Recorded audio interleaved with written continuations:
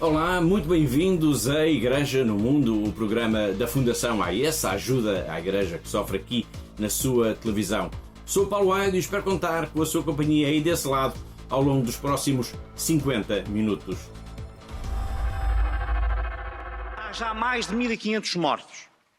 Há centenas de milhares de deslocados. Há terrorismo nas aldeias e nas vilas de Moçambique. Muitas das jovens mulheres têm sido raptadas ou escravizadas sexualmente. Muitos dos jovens homens têm sido recrutados à força para milícias e para exércitos temporários. É uma ofensiva claramente inspirada no jihadismo islâmico, no extremismo, com ligações já comprovadas ao Daesh. Paulo Rangel, vice-presidente do PPE, o Partido Popular Europeu, foi o primeiro deputado a falar em Bruxelas sobre a questão de Cabo Delgado, no norte de Moçambique. Na reunião de 17 de setembro do Parlamento Europeu, esta reunião pode ter significado um ponto de viragem na relação da Europa sobre este território, sobre este país lusófono do continente africano que está a viver uma situação absolutamente dramática. Esta é mesmo, podemos defini-lo como uma guerra esquecida. Bom, nós já vamos... este vai ser, aliás, um dos temas principais do programa de hoje. Já vamos continuar a abordá-lo, mas para já apresentar Catarina Martins de Betancourt, que está connosco, como sempre, aliás, via Skype, a diretora da Fundação AES em Portugal. Olá, Catarina. Olá, Paulo, e olá aos nossos telespectadores. Escutámos a voz, eu diria, indignada de Paulo Rangel, o eurodeputado português e vice-presidente do Partido Popular Europeu, descreveu sem artifícios a situação dramática que se está a viver na província de Cabo Delgado, no norte de Moçambique, onde tem havido inúmeros episódios de violência, de morte, de destruição. Já vamos ver a parte final da sua intervenção em Bruxelas, mas antes disso, Catarina, vamos situar esta reunião para os nossos telespectadores. Que reunião foi esta do Parlamento Europeu? Bom, Paulo, foi uma reunião plenária do Parlamento Europeu em que se discutiu e aprovou uma resolução sobre a situação em Cabo Delgado. Bom, isso significa, uma resolução significa que a Comissão Europeia fica agora mandatada pelo Parlamento Europeu para desenvolver uma ação em concreto. Neste caso, Catarina, que decisão foi essa? Que ação é essa? O objetivo principal da resolução, da aprovação desta resolução foi, de facto, mobilizar apoio financeiro, logístico e também recursos humanos para que se consiga lidar com esta situação humanitária que se vive em Cabo Delgado e também para travar esta onda de ataques. Ouvimos Paulo Rangel a avançar com os números 1.500 mortos, pelo menos 1.500 mortos, milhares de deslocados, que serão seguramente mais de 250 mil. Nesta sua curta intervenção no Parlamento Europeu, aliás, todas as intervenções foram curtas porque o regimento do Parlamento impõe, digamos, um tempo muito curto para cada parlamentar, Paulo Rangel destacou também o trabalho humanitário que a Igreja Católica está a desenvolver em Moçambique. Sim, o vice-presidente do Parlamento Europeu disse mesmo que a Igreja Católica tem vindo a desempenhar um papel crucial no apoio às populações deslocadas e referiu especificamente o Bispo de Pemba, Dom Luís Lisboa. No arranque deste nosso programa, escutámos a parte inicial da intervenção de Paulo Rangel, vice-presidente do Partido Popular Europeu, sobre esta situação dramática que se está a viver em Cabo Delgado, no norte de Moçambique. Ele falou mesmo do recrutamento forçado de jovens, da exploração sexual e escravização de mulheres. Bom, temos de reconhecer, temos de afirmar, melhor dizendo, que Paulo Rangel foi uma peça-chave no próprio agendamento desta reunião do Parlamento Europeu. Por isso, a sua intervenção foi aguardada com muita expectativa. Já vimos a primeira parte da sua intervenção, vamos agora ver a parte final da intervenção de Paulo Rangel, vice-presidente do Partido Popular Europeu, na reunião de 17 de setembro no Parlamento Europeu, em que se debateu a questão de Cabo Delgado. Ninguém fala de Moçambique. Nem nos países mais próximos, como Portugal ou como a Itália, que têm responsabilidades especiais relativamente a Moçambique, nem nesses, este é um assunto da atualidade. Este não é apenas um problema para os moçambicanos que estão a sofrer e precisam de ajuda humanitária. É também um problema regional, porque se está a espalhar o jihadismo islâmico pelos países à volta, que já veio do Sahel, que veio do Corno de África. São surtos vários em toda a África a que nós não estamos a dar atenção.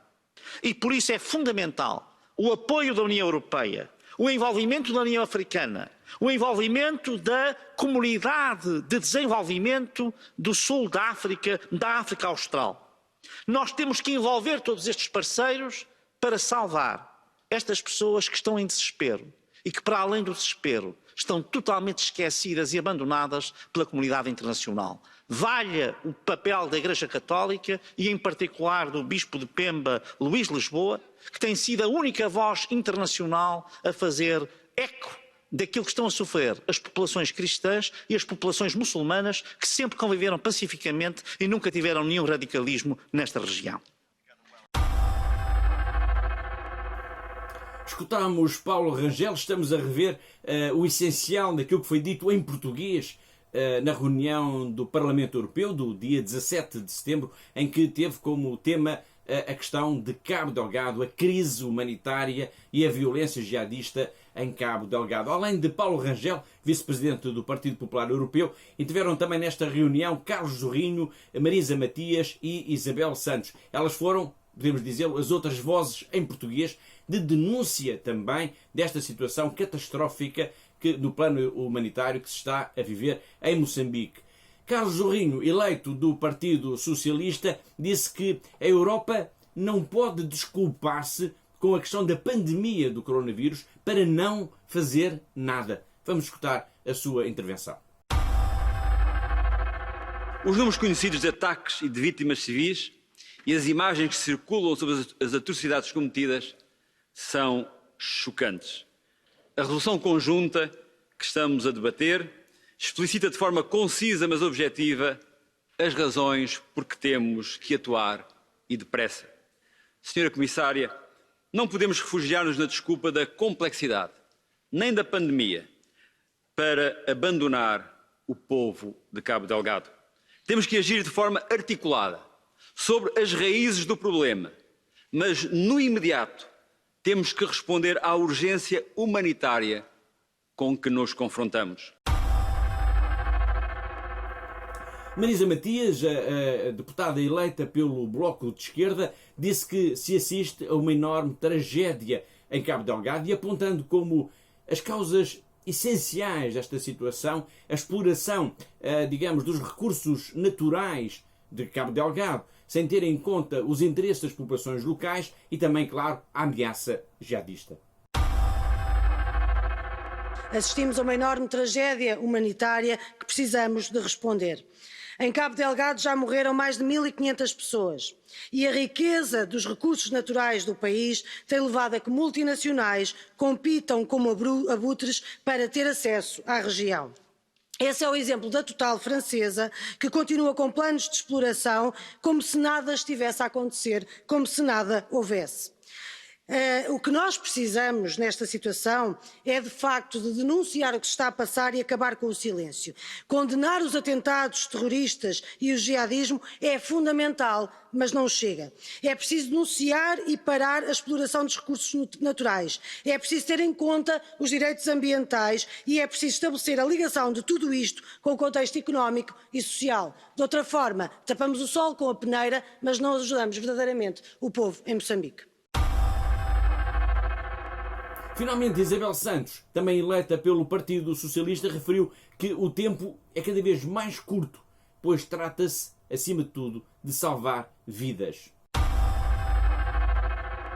O tempo urge e corre contra nós, no sentido de darmos uma resposta àqueles que neste momento estão refugiados nos matos, sem água, sem alimentos, sem cuidados médicos, de darmos uma resposta aos mais de 7 milhões de pessoas que precisam urgentemente de ajuda e que lutam num país empobrecido e num país que passou por diversos desastres ao longo dos últimos tempos. Foram os eurodeputados portugueses nesta reunião do Parlamento Europeu em que se discutiu a questão de Cabo Delgado. O que se vive no norte de Moçambique é de facto trágico do ponto de vista humanitário, de tal maneira que foram lançadas diversas campanhas de ajuda de emergência pela própria Igreja Católica. E uma dessas campanhas, Catarina, é da Fundação AIS. Sem dúvida, Paulo. De facto, a Fundação AIS tem sido uma das vozes que mais se tem erguido na denúncia da situação que se vive atualmente em Cabo Delgado e que tem procurado também dar apoio à Igreja local, que tem sido, de facto, essencial neste apoio às populações que estão deslocadas. Bom, ataques terroristas que estão a ser levados a cabo por grupos armados que reivindicam pertencer ao Daesh, ao Estado Islâmico. Importa sublinhar isso. Bom, mas a ajuda da Fundação AIS tem procurado, Catarina, essencialmente o quê? A Fundação AIS tem procurado dar resposta aos problemas mais imediatos, às necessidades mais urgentes. Mas é uma ajuda que não é só de agora e convém relembrar a quem nos está a ver lá em casa neste momento que a AIS tem ajudado ao longo dos últimos anos a Igreja em Moçambique. Desde a reconstrução de igrejas, por exemplo, até à própria ajuda à subsistência dos missionários que estão presentes neste país. Atualmente, recordo também os nossos telespectadores, temos de facto em curso uma campanha de ajuda de emergência para a Igreja local em Cabo Delgado. Portanto, é preciso continuar a ajudar a Diocese de Pemba, é preciso continuar a ajudar Moçambique neste momento tão importante e tão difícil da sua vida. No início deste ano foi divulgado num jornal um pequeno vídeo, foi divulgado através de um jornal, um pequeno vídeo em que dois homens com um ar abatido e até levemente assustado aparecem. Pelo som do vento percebe-se que eles estão ao ar livre. Na verdade estão, digamos, debaixo de uma pequena tenda. Eles ambos dizem o seu nome, dizem o dia em que se encontram, o dia 24 de março. São ambos italianos, mas falam em francês.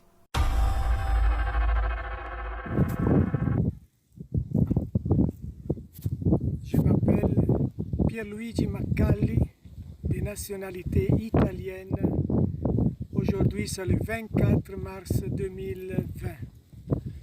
Je m'appelle Nicola Chiacchio, ma nationalité est italienne. Aujourd'hui, c'est le 24 mars 2020. A pessoa que vimos em primeiro lugar a falar neste vídeo é Pierluigi Maccalli. É um padre que foi sequestrado no dia 17 de setembro de 2018. Ele estava em Bomoanga, na paróquia de Bomoanga, no Níger, uma paróquia situada muito perto da fronteira com o Burkina Faso.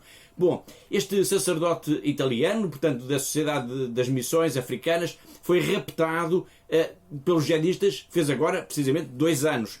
Esta data, Catarina, não foi esquecida pela Fundação AIS. Mais do que isso, Paulo, a data do desaparecimento do padre Pierluigi foi assinalada pela Fundação AIS, que fez publicar em Itália, o seu país natal, uma fotografia do missionário numa página inteira de um jornal católico, Avvenire, onde se pediu, e acho que posso até mesmo dizer, onde se exigiu de facto o empenho do governo pela libertação deste sacerdote. Esse texto publicado no jornal Avvenire revela pela Fundação AIS, revela algum desapontamento pela atitude, digamos assim, até agora, do governo italiano em relação a este sacerdote. Sim, de facto, ao lado da fotografia do padre Pierluigi Maccalli, diz que há um esquecimento quase total sobre a situação deste cidadão italiano e pede-se por isso um empenho renovado das autoridades italianas para que ele então possa regressar o mais depressa possível à sua família, mas também à sua comunidade e aos seus confrades. O vídeo gravado nesta tenda é tudo o que se sabe desde então sobre este sacerdote. É, digamos assim, uma prova de vida.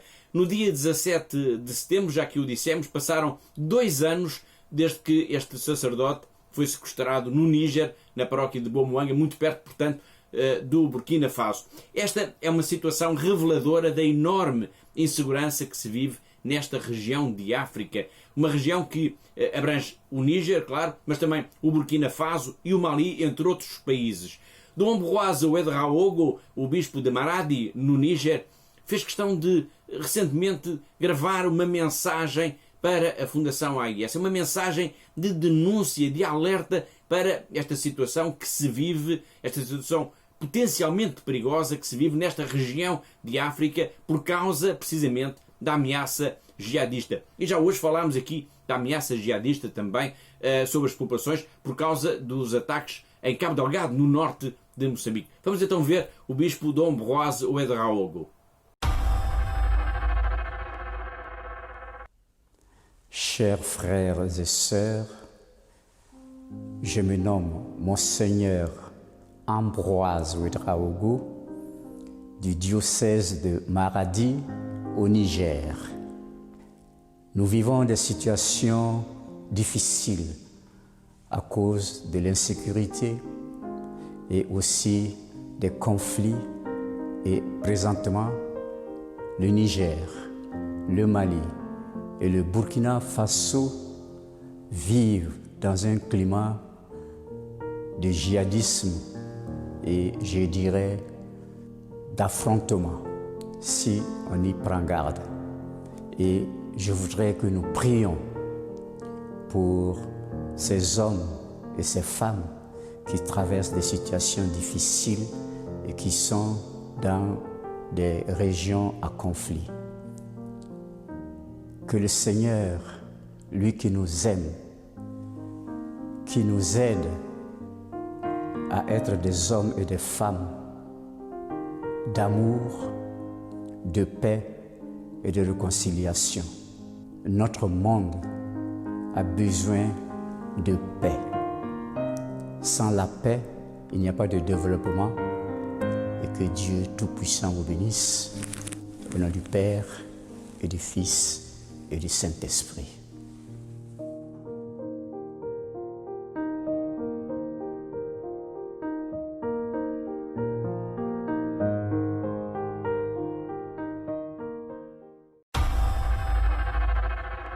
Agora vamos até à Índia, pois está a verificar-se neste país uma onda de violência contra raparigas e mulheres Dalits, aqueles que se encontram no mais baixo patamar deste complexo sistema de castas que existe na Índia. Este é, Catarina, digamos assim, um dos dramas escondidos da sociedade indiana. Sem dúvida, Paulo. Portanto, a violência contra raparigas e mulheres Dalits é recorrente neste país e aparentemente está a ganhar uma dimensão crescente e é de facto muito preocupante nos últimos tempos, com uma onda de violações e de assassinatos brutais, em particular no estado do Uttar Pradesh. Bom, para os nossos telespectadores terem uma noção, digamos, da amplitude deste problema, importa dizer que a Índia é considerado um dos países mais perigosos do mundo para as mulheres, registando-se cerca de uma violação praticamente a cada 20 minutos. Sim, Paulo, e por outro lado calcula-se que pelo menos 4 mulheres Dalits são agredidas sexualmente por dia na Índia, embora este número possa ser bem maior, uma vez que a forma como as autoridades indianas lidam com estes casos e também porque as pessoas oriundas destas castas que são consideradas inferiores muitas vezes nem chegam a formalizar estas situações de que são vítimas. Bom, estamos a falar em ataques contra mulheres e jovens raparigas Dalits, que é uma situação que afeta diretamente a comunidade cristã. E afeta diretamente a comunidade cristã porque uma percentagem muito grande dos cristãos da Índia são oriundos precisamente dos Dalits, pertencem precisamente a este mais baixo, estão na base deste complexo sistema de castas da Índia e que, aos olhos da sociedade, não valem nada, são quase, diria assim, como que invisíveis. Exato. A Índia é um país maioritariamente hindu e em que os cristãos são apenas uma minoria. Não serão mais do que 2,3% da sua população e destes 60% serão Dalits. Para alertar a sociedade portuguesa para esta realidade tantas vezes desconhecida no Ocidente, a Fundação AIS lançou na Quaresma de 2018 uma grande campanha de sensibilização para a situação dos Dalits na Índia.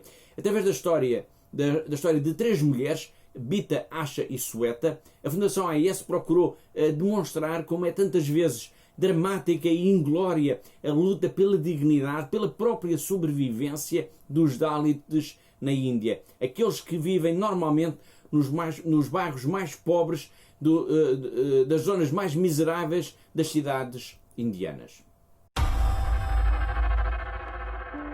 My name is Bita.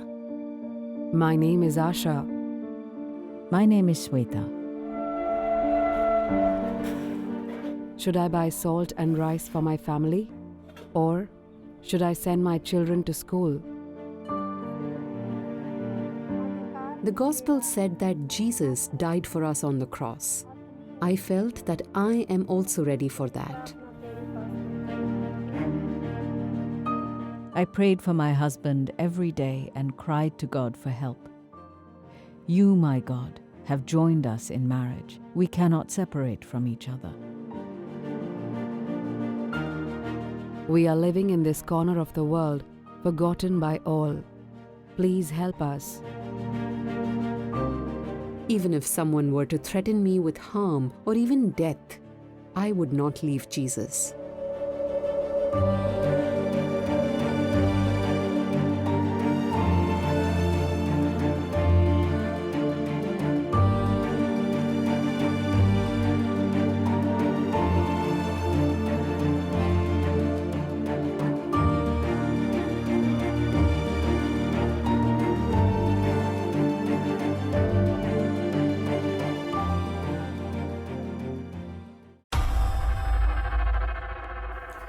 Agora vamos até à Venezuela. É outro continente, mas é, na verdade, o mesmo clamor pela justiça. A ONU, as Nações Unidas, vieram agora divulgar uma série denunciar, aliás, uma série de situações sobre a violação dos direitos humanos pelo regime de Nicolás Maduro. Trata-se, Catarina, de um relatório muito duro. Sem dúvida, Paulo. Portanto, segundo este relatório das Nações Unidas, que foi agora divulgado sobre a Venezuela, é de facto apontado o dedo ao regime de Nicolás Maduro como sendo responsável por uma série de violações dos direitos humanos, sendo que entre os abusos sistemáticos cometidos pelas autoridades incluem-se os assassinatos, as torturas, que podem ser considerados então como crimes contra a humanidade. Bom, além dessa violência agora denunciada nesse relatório pelas Nações Unidas, a Venezuela atravessa também uma situação muito complexa, tempos muito duros, podemos mesmo dizê-lo, no que diz respeito à situação económica que se agrava de dia para dia, como aliás a Igreja Católica tem denunciado sistematicamente. Exato, ainda recentemente o Bispo de São Carlos explicava em declarações à Fundação AIS que há cada vez mais pessoas numa pobreza absoluta na Venezuela. Dom Polito Rodríguez Mendes disse mesmo que a Venezuela entrou num período de fome e que os mais afetados são, claro está, os mais pobres, os que nada têm para comer e que não têm sequer possibilidade de levar uma vida digna. A fome é de facto um dos dramas cotidianos da Venezuela. A Igreja Católica tem procurado acudir às famílias em maior dificuldade, tem procurado ajudar, mas esta é uma tarefa extremamente difícil. A Igreja tem cada vez menos recursos e são cada vez mais as pessoas que precisam de ajuda. A Fundação AIS lançou, recordo isso, já a nível internacional, também presente aqui em Portugal, claro, uma enorme campanha de solidariedade para com a Igreja, para com as famílias da Venezuela. Agora vamos até à cantina paroquial de San Sebastián de Maiquetía, que é um exemplo deste trabalho de solidariedade da Igreja junto das populações mais pobres, das populações em maior necessidade. O padre Martin Vegas vai agora mostrar-nos como se transformou a paróquia numa cantina. Millones de personas en Venezuela sobreviven hoy en medio de una escasez de alimentos sin precedentes. La Iglesia venezolana sostiene con gran esfuerzo esta necesidad y en cada parroquia del país hay un comedor donde se atiende a los más vulnerables. Ellos cuentan contigo para seguir recibiendo el pan de cada día. Soy el padre Martín Vegas, Estamos aquí en el comedor parroquial San Sebastián de Maiquetía. Habitualmente comen 150 personas. Comen con nosotros también personas de la tercera edad y algunas personas con algunas discapacidades físicas. Agregamos también a los papás de los niños. En agosto del 2016 comenzamos atendiendo solo los días lunes. Después subimos a 2 días, a 3 días, ya vamos por 5 días a la semana. Mi nombre es Mayra González, soy mamá de estas 3 niñas y nosotros siempre venimos aquí 3 días a la semana viniendo y chévere de verdad porque de verdad que es una gran ayuda, por lo menos uno la comida de la casa la estiró un poquito más. Llenar la cesta de la compra de una familia para un mes cuesta actualmente $300. Las personas que tienen trabajo alcanzan a tener un sueldo de solo $5. Ayuda a la Iglesia necesitada. Quiere apoyar a la Iglesia en Venezuela en su misión de dar de comer a los que pasan hambre y necesitan tu ayuda. ¿Pueden contar contigo? Haz algo grande por Venezuela. Contigo daremos vida a un país que se muere. Dona.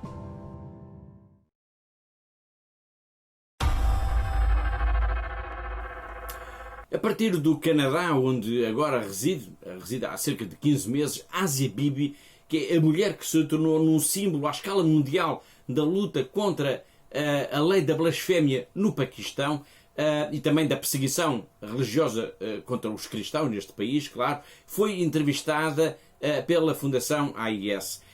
Na semana passada nós vimos a primeira parte dessa entrevista, uma entrevista conduzida por Alessandro Monteduro, o nosso colega do secretariado italiano da AIS. Agora vamos ver a segunda parte dessa entrevista.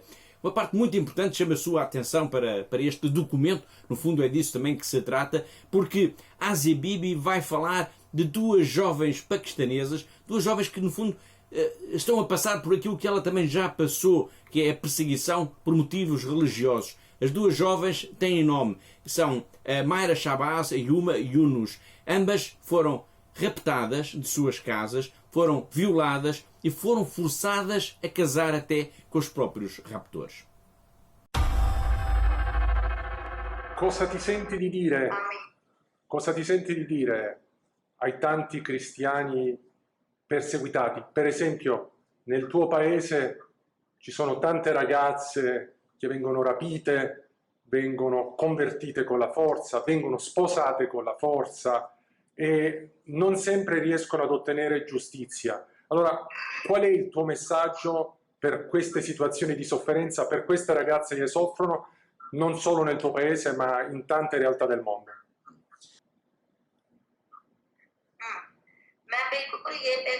Ho consapevolezza dei casi di bambine rapite e violentate sessualmente e anche convertite con la forza. Innanzitutto consiglio ai genitori di non lasciare mai sole le proprie figlie e poi so che queste ragazze sono perseguitate e faccio appello al primo ministro del Pakistan, Imran Khan. Per favore, aiuti le nostre ragazze perché nessuna di loro deve soffrire. Noi in questi giorni stiamo seguendo tanti casi di ragazze che soffrono, faccio 2 nomi per tutti, Uma Yunus e Mayra Shabazz. È un fatto di giustizia poter ridare loro la libertà, sono delle bambine, hanno 13, 14, 15 anni ed è giusto che tornino alla loro vita e alle loro famiglie. Grazie dunque per questo appello che hai deciso di inviare al primo ministro. Il Pakistan non è solo delle minoranze o delle maggioranze, il Pakistan è di tutti i cittadini pakistani, per cui anche le minoranze religiose hanno lo stesso diritto di cittadinanza e la legge in Pakistan prevede che ognuno abbia la libertà, per cui essa deve essere garantita e rispettata.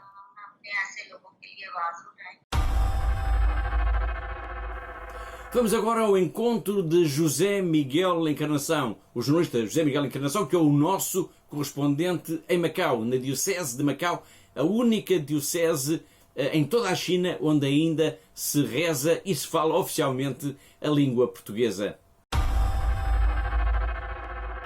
Terminou, na terça-feira, 22 de setembro, o prazo de validade do Acordo Provisório sobre a nomeação dos bispos, assinado entre a Santa Sé e a China. Em declarações ao jornal Corriere della Sera, O secretário de Estado da Santa Sé, cardeal Dom Pietro Parolin, admitiu haver boas chances de que o acordo seja renovado. No entanto, tal só deverá acontecer no mês de outubro. A nossa intenção é que seja prolongado, continuando a ser adotado ad experimentum, como aconteceu nos últimos 2 anos, de forma a irmos verificando a sua utilidade, explicou o responsável pelo principal dicastério da Cúria Romana. Segundo o cardeal, a razão para a eventual renovação do acordo só poder acontecer em outubro prende-se com o facto do documento manter-se secreto na sua generalidade, prevendo que ambas as partes gozem de um mês para decidir quanto à sua extensão. Durante esse período, os 2 governos irão fazer um balanço de como correu e decidir se devem continuar ou não ligados pelo acordo. Questionado se a China irá querer renovar o acordo, o cardeal respondeu: "Penso e espero que sim. Parece-me que se encontrou um caminho que vale a pena seguir. Depois veremos, mas o debate sobre a colaboração a manter entre os 2 lados continuará em aberto."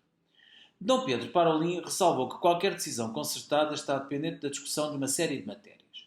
O Corriere della Sera escreve que, do lado do Vaticano, será inevitável recordar alguns problemas que existiram e são inegáveis. De acordo com Dom Pedro Parolin, são problemas que foram sendo relatados nestes 2 anos, e nós também o fizemos aqui na Igreja no Mundo, e que agora devemos tentar esclarecer. Foi José Miguel Encarnação, o nosso correspondente em Macau, e com esta intervenção sobre a vida na Igreja a partir de um olhar da China, chegamos ao fim da primeira parte do nosso programa. Deixe ficar por aí, porque nós voltamos já de seguida, depois de um brevíssimo intervalo. Olá de novo, está a ver Igreja no Mundo, o programa da Fundação AIS, ajuda à Igreja que sofre aqui na sua televisão. Sou o Paulo Aido e comigo, via Skype, está a Catarina Martins de Betancourt, diretora da AIS em Portugal. Hoje já falámos aqui de alguns países que estão debaixo da ameaça terrorista. São todos países do continente africano. Já falámos de Moçambique, já falámos do Níger, já falámos também do Burkina Faso e agora vamos falar de um outro país onde este é também um problema. Vamos falar do Chad. Um sacerdote, o padre Leandre, em entrevista à Fundação AIS, ele denunciou, agora muito recentemente, nesta semana, a tentativa de islamização deste país. Bom, quais são as situações, Catarina, que este padre, o padre Leandre, descreve? São várias, Paulo, e todas elas têm esse denominador comum. A tentativa de islamização do Chad, em particular antes da morte de Gaddafi, o líder da Líbia, em 2011. Muito bem, nós vamos já pormenorizar isso, mas antes vamos explicar brevemente aos nossos telespectadores quem é o padre Leandre. Bom, o padre Leandre Mbeidayo é oriundo da diocese de Djamena, que embora esteja neste momento a viver em Paris, na paróquia de Saint-Ambroise, graças a uma bolsa de formação patrocinada também pela Fundação AIS, e tem ele próprio uma experiência muito concreta de toda esta violência de que estamos aqui a falar, Paulo. Por causa da guerra, os seus pais tiveram de fugir e por isso ele nasceu longe da terra natal da família. E quando o padre Leandre se apresenta a Paulo, ele costuma dizer que é um filho da guerra. Bom, e então o que é que diz este filho da guerra, para usar essa expressão, sobre essas tentativas de islamização do seu país, o Chad? Como referi há pouco, isso verificou-se sobretudo até 2011, mas continua hoje em dia a ser uma realidade. Este padre descreve-nos que foram construídas inúmeras mesquitas em quase todos os lugares do Chad, até mesmo nas cidades cristãs do sul, quando abundava o dinheiro líbio. Além disso, os jovens muçulmanos são também encorajados a casar com mulheres cristãs para as converterem e assim terem filhos também muçulmanos. E no mundo do trabalho há também algum sinal desse assédio aos cristãos? Sim. O padre Leandre dá como, por exemplo, o facto de os cristãos serem muito assediados para se converterem ao Islão, caso pretendam, por exemplo, ter sucesso nos seus negócios. E ele disse-nos ainda, Paulo, que os muçulmanos que procuram converter-se ao cristianismo são normalmente rejeitados pelas suas famílias. Dom Martin Bani é o bispo de Doba, no Chad, em África. Para situar assim muito rapidamente aos nossos telespectadores, o Chad é um país que faz fronteira, um país africano, que faz fronteira com a Líbia, o Níger, o Sudão, a República Centro-Africana, os Camarões e a Nigéria. Tudo isto são países, os mais atentos seguramente aperceberão disso, são tudo países em que esta ameaça terrorista, esta ameaça jihadista está muito presente. Muito bem, E isso significa, ou isso tem significado, violência extrema, sequestro de pessoas. Já hoje falámos aqui do sequestro de um sacerdote no Níger. Violência extrema, dizia, e a ameaça contra as comunidades cristãs, que têm obrigado, essa é uma outra consequência desta tentativa de islamização, tem obrigado à fuga das comunidades cristãs. Há um esvaziamento das comunidades cristãs nesta região de África, precisamente por causa dos ataques dos grupos terroristas. Precisamente aquilo que se passou também no Médio Oriente, ou que se está a passar também no Médio Oriente, principalmente na Síria e no Iraque. Muito bem. Dom Martin, estamos a falar deste bispo, ele esteve recentemente na sede da Fundação AIS em Königstein, na Alemanha, e veio, digamos, ele gravou um pequeno testemunho que é simultaneamente um pedido de ajuda, um alerta para esta situação, é um pedido de ajuda também para a sua diocese, que é uma diocese extremamente pobre e que, neste contexto em que nós estamos aqui a referir, vive tempos claramente muito, muito difíceis. Sono Monsignor Martin Wainge, vescovo di Doba in Chad, da 2 anni e mezzo. Nella diocesi di Doba abbiamo ricevuto tanto aiuto per soprattutto i seminaristi, per la formazione dei seminaristi, ma anche per i sacerdoti, perché per ora non abbiamo tanti mezzi per prendere in carica tutti i clero e l'aiuto che viene dai benefattori quando facciamo il progetto che risponde diventa ancora una cosa molto importante per noi, che ci aiuta. Abbiamo ricevuto anche come mezzi per fare il lavoro, hanno finanziato alcune 2 o 3 parrocchie per la macchina, che è molto importante perché ci sono delle parrocchie nella campagna, ci vuole tanti chilometri, forse 80 chilometri per raggiungere una comunità. Vorrei ringraziare questa istituzione e assicurarla anche con le nostre preghiere, perché noi preghiamo anche per i nostri benefattori e credo che è una opera voluta dallo Spirito Santo per aiutare la nostra Chiesa, soprattutto la Chiesa giovane. Diceva che sono una Chiesa che non abbiamo ancora 100 anni. Per terminare vorrei prima di tutto dare la mia benedizione a tutti quelli che ci aiutano con loro, nel nome del Padre, del Figlio, dello Spirito Santo. E vorrei anche ringraziare tutti i collaboratori, tutti quelli che lavorano qui per il loro servizio, per l'impegno che danno per capirci nel nostro lavoro. Grazie.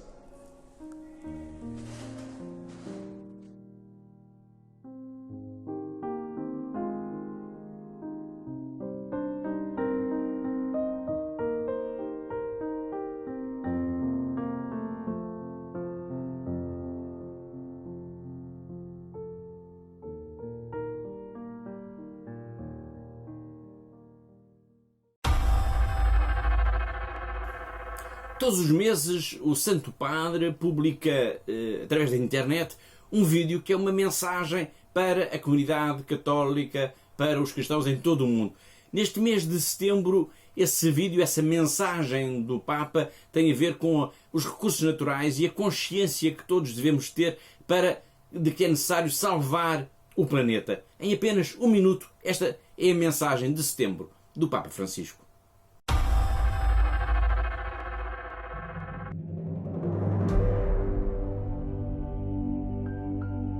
Estamos exprimiendo los bienes del planeta, exprimiéndolos, como si fuera una naranja. Países y empresas del norte se han enriquecido explotando dones naturales del sur, generando una deuda ecológica. ¿Quién va a pagar esta deuda? Además, la deuda ecológica se agranda cuando multinacionales hacen fuera de sus países lo que no se les permite hacer en los suyos. Es indignante. Hoy, no mañana, hoy, tenemos que cuidar la creación con responsabilidad.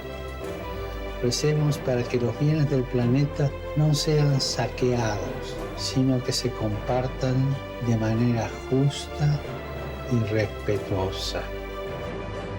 No al saqueo, sí al compartir.